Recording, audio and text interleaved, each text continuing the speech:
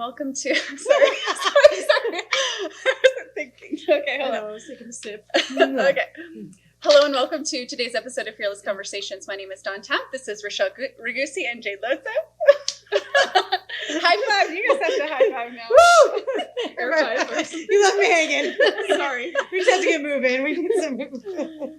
Okay, so we are going to be talking about China today, and there's just so many different topics. This is an all-encompassing topic. We've seen China in the news over the last year for different reasons, and so I understand in this conversation there's no way we'd be able to cover every nuance and aspect and angle to the types of things that we want to cover, but because it is such a hot topic and because it is something that you hear in the news commentary and news articles, it's something I definitely wanted to cover. And so, Jade, I kind of wanted to turn it over to you to give us your thoughts on the things that you've researched and what's been on your heart with this. Yeah, China has a special place in my heart. I feel like there's been, I really feel like there's something connected with America using our freedom and to really be a voice for China. And just to kind of give you a picture of where I'm coming from, Jody Zog has this garden experience, and maybe we could put that in the show notes, but it's just a beautiful meditation basically, and you're just visualizing taking Jesus's hand in this garden, and he shows your garden, and then you're just like having conversations, and literally, like, I was not expecting this kind of came out of nowhere, but I'm in my garden with Jesus, and it asked, like, what do you see? And I literally saw myself on the Great Wall of China, and I saw he just gave me a key, and I saw it unlocking a heart. And when I saw the wall, I just knew it was China, and I kind of pushed it aside for a while. I'm like, why am I saying that? Like okay, but sometimes I feel like, things won't make sense personally, but if we look at sometimes words God speak to us is for the church in general. And I see with our nation what we're facing and the awareness of communism and being a voice for those who don't have a voice, just like with abortion. I feel like it's the same thing. I mean, Christians have been persecuted in China for many years, and I read a book, and I'm going to butcher the name, but Brother Yun, The Heavenly Man. Someone gave me this book, and this book, like, it was really hard to read. It was like this man, it just gave his conversion story and like what his experiences in the prisons and how he was treated. But he literally disappeared it was a miracle how he got out of prison. He disappeared. Pretty much it was like a miracle. He walked out without anybody seeing him. Incredible story. But with that, I feel like, so that was just one thing that got tucked away in my heart. I'm like, ooh, gosh, there's just this persecution. Yeah. But just the temperature, like where we're at in America, and the suffering we hear about, and this is just another level, and I don't want to butcher the name because you're going to probably get into this. I think you correctly pronounced it. The Uyghur. Yes. Muslims. And the only way I knew about that in these camps is from someone on Facebook. So just to encourage people, we might not hear about it on the news, but I think it is good that we're talking about this. And if a friend on Facebook wouldn't have posted, I wouldn't have known what's going on. And so I'm still trying to figure out what this means, but I feel like a sober-minded, like I just feel like it's kind of sobering. Like I feel like there's something connected to America and what we're warring for right now of freedom, and how it's literally connected with China, and we're going to see the walls in China fall. I really think our breakthrough and awakening in America is literally going to bring China into a great deliverance. And that's kind of like my hope. And I'm like, Jesus, I think that's why he showed me that picture, like the power, and we're going to unlock some things, and we need to be bold. We need to walk with him and have courage. But I think it's bigger than we think in it. He does call nations. He's like, we're to disciple nations. And I think that's just a picture of why it is important for what's going on with China. And by God's grace, if we can continue to be a voice for those who maybe don't have a voice, because they've been their media, what we're experiencing now, they've for many years. And this is the test of America right now. People are like, all these same things, they're trying to run it through ours, but you know what? We're not going to know it. Voices are going to raise up. And I believe it's not going to overtake it, but there's a battle, and it's got to be waged, because that's what it wants to do. It wants to take over. Yeah. And I think, like you said, we need to speak up now while we can. And when we talk about China, it's like, especially for us as conservatives, like it isn't that China, like the people of China, are the enemy, Right.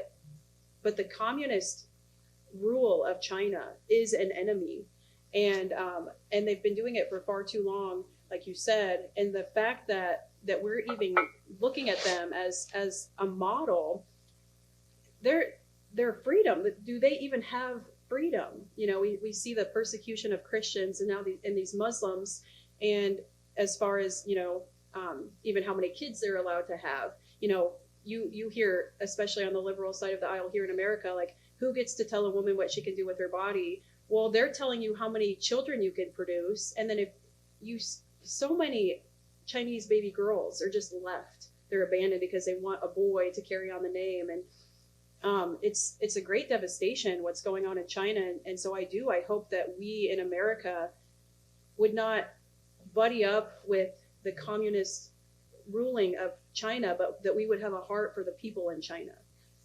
And Yeah.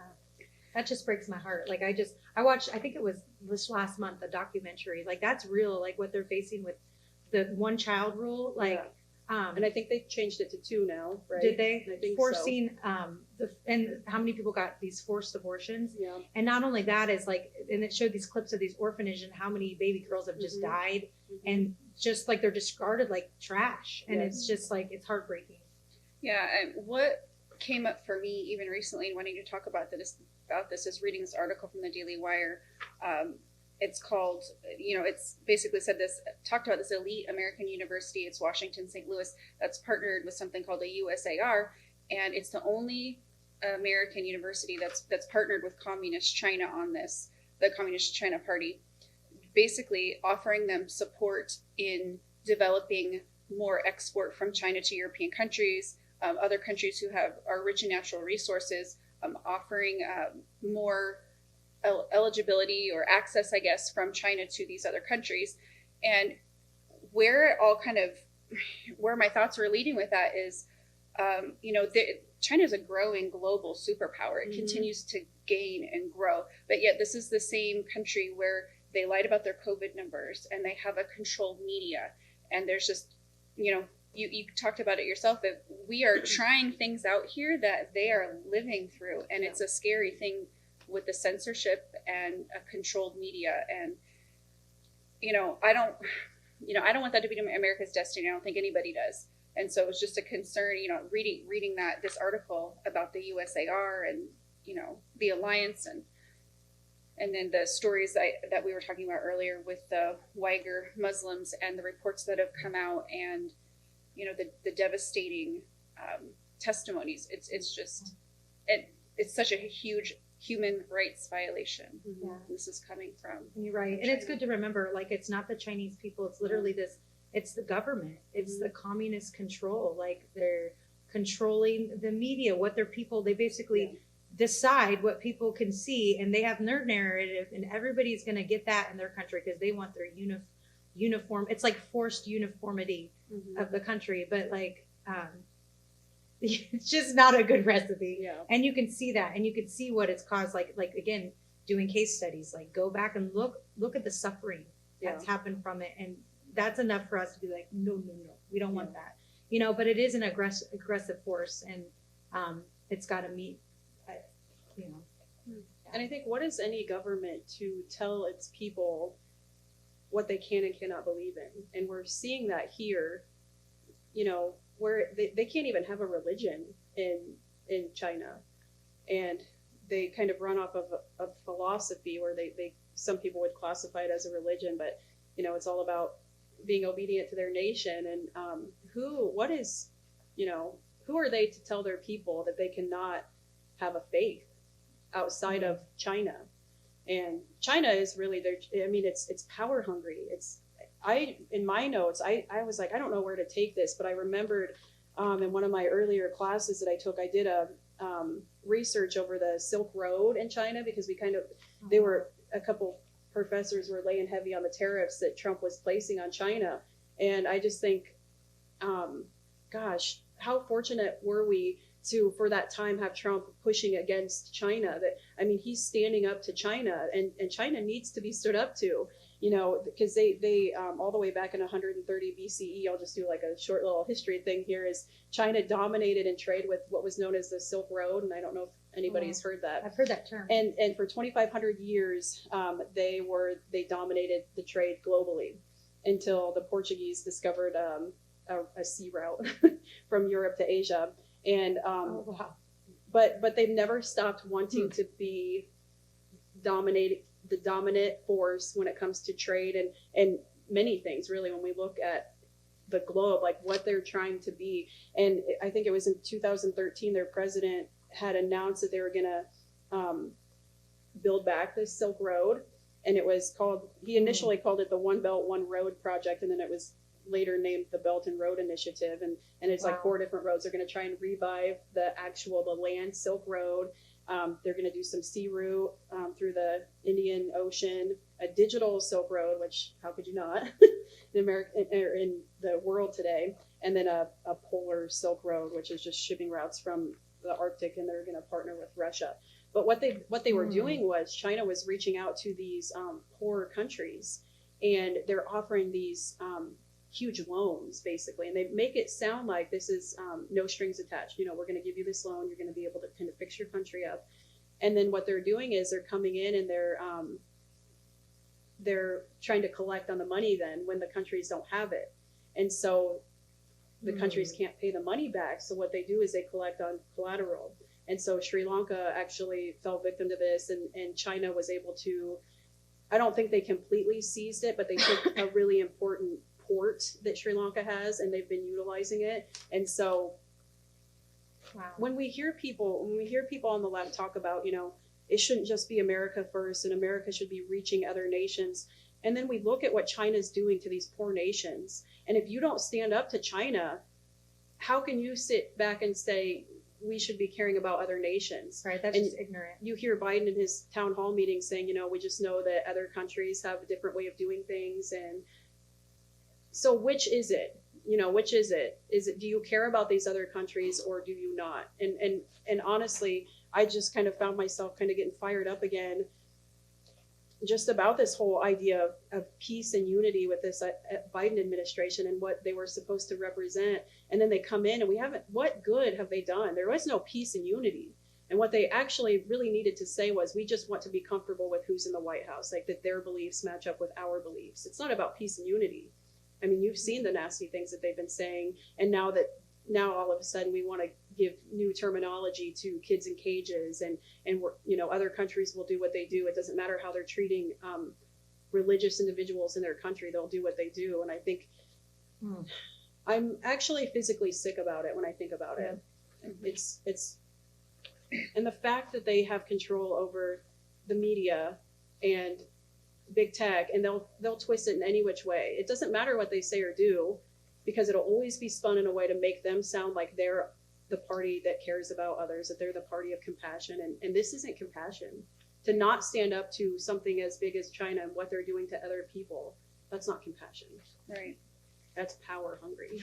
And what we can learn from it too, there's usually they play on something good, like the Equality Act, or like we're compassion, but then behind it, what are the true motives, and again, we have to look at the fruit. And not to change the subject, but for instance, the Equality Act, like that's just a good way of saying I'm going to take a bunch of rights away from somebody else and just mainly highlight one, you know.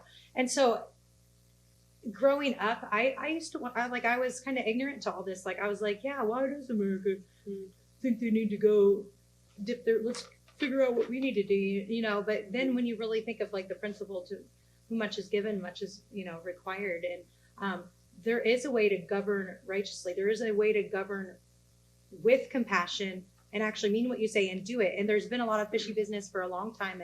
And it seems like right now it's kind of coming to the forefront, like 2020 vision, like in a way, you know, the curtain's kind of been lifted. And I think Americans can see a lot more than we ever could see before, and how important it is for us to have voices and even to own our country and like to know our history and like the privilege, like the even the goodness like of the Constitution. Like you don't realize that until you really get this bigger picture. And I think for many years, like most young people, like you don't know that. And if you're just listening to other things, you're not going to know that. But it's so important because we can do good with what we have. And I always think too, like when you're electing leaders for the country to represent the country, you just hear a lot of Christians kind of, or like liberal Christians will say, like, how can you support this type of conservative way when it's always America, America, America, and you're actually called to love your neighbor? And I always look at it like, yes, we should be reaching out and helping other people, but when you elect officials to represent the country and to lead the country, they are agreeing to care for America. And so I always think of it like your husband with your house. Like, it doesn't mean you don't care about other people, but he is to protect your house and who's in your house. That needs to be protected before you can reach out and help anybody else. And so when we look at officials that are concerned about America and doing what's right for America, I don't think they're in the wrong. I think we have to have that type of leadership in order to reach out and help others. Healthy boundaries. Yeah, it's like putting the oxygen mask on yourself before you're really able to help everybody else. We do pour a lot of money into other countries and other initiatives and stuff. I mean, we saw that when the COVID relief bill was itemized, we saw a lot of that, that money going elsewhere. But yet at the same time, we're just seeing so much in our own country where there's money that's misutilized, and there's needs and there's things that are going on in our own country. But I feel like their priorities right now are just so off kilter, and it's hard to see that. Oh. Yeah, good discussion. Yeah, I know. I as a matter of fact, even this week, I had never done this before, but I emailed the senator because I was thinking, what can I do? What more can I do? And I was reading or watching something where they were saying you need to reach out to your senators to tell them. I think it was related to the Equality Act, and so I was like, I can't say how much how much impact a letter will do or writing an email, but at the same time, I feel like you have to do what you can with what's within your grasp. And we're having conversations, we're talking about it, and so we want anyone viewing this not to feel powerless. We want to encourage you to have your own fearless conversations. Write your senators, know what's going on in the politics with the people that you're electing, like you were saying. Right. That's a good point. It's funny, actually, with the election fraud, like stuff like that going, like, I remember at that point of just feeling like I want to do something too, like to voice my concern in the sense of like, let our justice system work itself out and not to ignore. And just because you see the bipartisanship or you see the masking, the silencing, and it's like, gosh, what can we do? But so I had the list and I made my calls, and I was just, most of the time it's I called every senator and left it. Usually it was a voicemail. And I remember this one time, and half of them, like maybe like 20%, like voice messages were full, so it didn't get through. But then all of a sudden, after all these calls, there's like a real person answered on one, and I'm like, I didn't know what to do with myself. I was like, hey, but then I had my and I said it, but I'm like, thank you. I'm talking to a person right now, but I'm still voicemail. Yeah. But I think it's. I mean, I couldn't imagine myself doing that before, but you just feel the urgency of the hour, and I know we're not the only ones asking, like, what can we be doing? Yeah. Mm-hmm. And so that's encouraging just to see like people getting kind of mobilized and awakened, like and caring. Like if it took this shaking for us to get to the point where we realize what we have and that we do well with it and we honor God with everything we have, and just it's worth it. And I try to share things, like sometimes I'm like, should I share this or not? Because people, I think some people, they're like, oh, they roll their eyes, oh, Michelle's sharing more political stuff. But I do share it because I think a lot of people, some of this stuff is not getting to them. And so you see it like when people go out and they go to the street and they're quoting Biden, and they'll say, which president do you think said this? And it's, oh, Trump would have said that. No, that was Biden. They're not hearing these things that's coming from the left. They're hearing only what the mainstream media and big tech is allowing them to hear. And so you really have to filter. But if you can find the truth, I mean, sometimes I'm like, I got to share it. I don't know who's all watching it. Maybe not a lot. People probably snooze me for 30 days, or hide me from their thing. They don't want to see my politics. And I backed off on that with some of the stuff. But some of it is like, they're so blinded. And, you'll see these posts that come out. And I remember a friend of mine, she's like, the silence from the right is really deafening about the police officer that was supposedly killed with the fire extinguisher. And it's like, who else is reporting this though? Like, you really have to look at the source, and it came out later that that isn't even what happened. So yeah, it was a great devastation that he lost his life. I mean, any loss of life is a devastation, but, and especially the climate that was created for police officers this past year. And I think, I mean, I've expressed how disgusted I was that that even came to be, that, you know, the right side would come in and create an environment like that for an officer. But yeah, excuse us for not wanting to jump the gun on something from a media source like that, and then later to come out and then they just kind of quietly changed it. And it's like, this is the stuff that Trump was pushing against when he's calling out the media and stuff. And other people want to say, oh, you know, it's just conspiracy and all this. Well, even when they talk about disunity, like I follow some celebrities on Instagram, which I don't know why I do. I mean, I already know what their thought processes are and what they're going to post. But just to see them talk about before the election, like we are so disunified. We need unity. That's what we need right now. All that Trump did was he didn't create disunity. He just exposed the disunity where Republicans were just so quiet and didn't want to push back. And then we finally got this loudmouth. I mean, honestly, he's a loudmouth in there to push against it. We needed that. And it wasn't that he created all of this chaos. It's that he exposed it and he made other people feel like they had a voice to push against it. So I don't know. Yeah. Yeah, no, that's good. Yeah.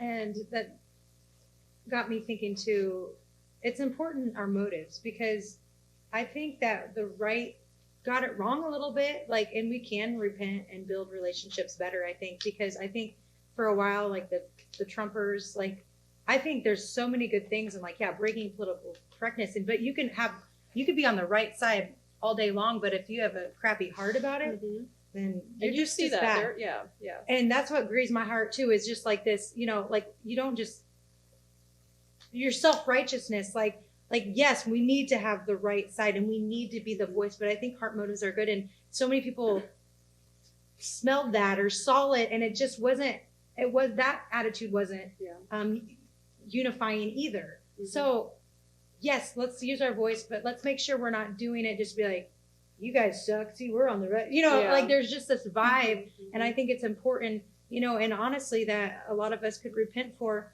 because I know there's more people that want to speak out, and I almost feel like because of that, people don't, because it's made people that maybe would want to come out with the right heart with it not. And so, and I hope, and this is my thing, I'm always praying, I'm like, God, I want, you know, I don't put out very many political posts, and like I try to like, and I think it's important, and I struggle with that, because I wonder, am I not using my voice enough? You know, am I one of the silent, like, am I being silent?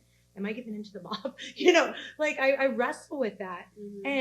But then I think we each have to put it in perspective, because I think we each have a grace for each area, because I like to think like my husband's like with like an evangelistic heart, like even in, and not even, what would you call it? Like the entertainment mountain, you know, whatever you want to call it, like even being in secular settings a lot, like it's really important to build relationships. And so for us, like sometimes we look at this like, you know, because I'm mad, or like I want to say this, but right now, like maybe if God's having us focus on how are we bridging gaps so that we can literally give the heart of Christ, and then these people, we're not going to win an argument, but then what if I can give them, you know, like, and then they begin, and then obviously when you see Jesus and your values are changed, like you don't have to debate those things. You just realize you're like, you know, it's right. So I think it's important, like, but I think of Candace Owens, like, I feel like if people like that weren't speaking out, I don't feel like a lot of that's exposing this, the stuff that was hidden under political correctness. Like it needs to be heard. And so everybody has a place. So I think it's just important that we know what our part is in moving forward. And I think you have to really rely on the Holy Spirit for that, because we don't all have the same calling, like you're saying. What I'm seeing a lack of is a lack of support for the people who are called to use their voice. And I'm seeing where other people want to be silent, and they kind of wince and they pull back and they're not putting their support behind that. And I think that's an issue that we'll have to face. And I don't think that everybody should have to be political or should have to share things. I have people that private message me. I have a handful of people that private message me about things that I share that they don't want to comment publicly for their own reasons. And there's nothing against them or wrong with that. Like, they're in the right for, if they feel that they're not supposed to speak out, then they don't have to. But I think that even just knowing that I'm putting something out there and it's stirring something in other people and they're reaching out to me, I don't have to expose them and say, like, you're hiding in the shadows or something. Like, that's no, but I mean, there is a time and a place to have a voice and to use your voice. And I think that we need to be supportive of the people that are using their voices. I think it's kind of a tragedy not to, and then even Right. just, we kind of talked about having liberties. There are people that do not feel, they get so passionate about politics that they feel like they're not close to God or close enough to God. And so they just can't go down that route. They can't go too deep into that. And so I think, again, like, if we want to be respectful, like, we have to pay attention to that. And I had a guy on my Facebook, and he's a Christian leader, and he was just really expressing a lot of grief about Christians being political, and he was just struggling with it. And I thought, you know what, like, I know he's talking about me in some of these, and I just deleted him because I thought, and it was a multiple things. Like, I don't want to keep getting on here and hearing your grievances about me. Like, if you want me to do a certain something, like, message me. If I'm upsetting you, message me, like, just confront me. So that was part of it. But part of it too is, if he's struggling with his walk with God based off of, me being too political, then we don't have to be Facebook friends. Like, he can talk to me, he can come up to me, and I'll be cordial with him in person. But if I'm bringing him down in his relationship with Christ, that doesn't need to be a thing. So I just unfriended him, and that was the end of it. Right. So I think that we need to be thinking of other people and their positions, but there's Right. just that balance there Yep. too. Yeah, and you can say things, in the exact way you want to say it. Try to convey it in the right way, but it does. People are going to receive how they're going to receive. They're going to perceive how they're going to perceive. But you have to move forward as God has called you to move forward.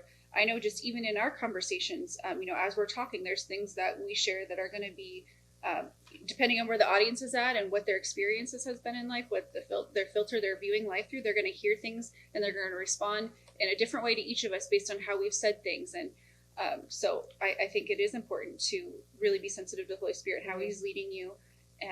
Because I have a story of something that Marie Cochran, who life coached me for a year, I was really struggling on the messaging that I felt like was on my heart to really lay out there. And she shared with me, Dawn, you're like an apple tree, and it's your job to produce. It's not your job to control what other people do with the fruit that you produce. And for me, it was really freeing, because I was so wrapped up in trying to say things in just the right way so it was received exactly how I want it to be received, and I won't be misunderstood.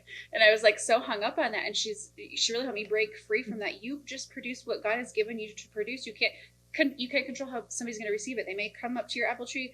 They might make applesauce with the apples. They might make apple pie. You can't control that. You just have to focus on what God has given you. That's good. And so, Yeah, and so use like check our motives. If we feel like we're supposed to be doing or speaking out, like, this is all good things, like, do it. And that's just such a good picture, because I think that's what stops people from even doing it. But we want to first be obedient, and we need to do what we feel like we need to do. But if we do those heart checks, those are just good safety things. Like, okay, you did it, you passed that, then it's let the chips fall where it may, and just do what you need to do. And I love that, because you're always going to have haters.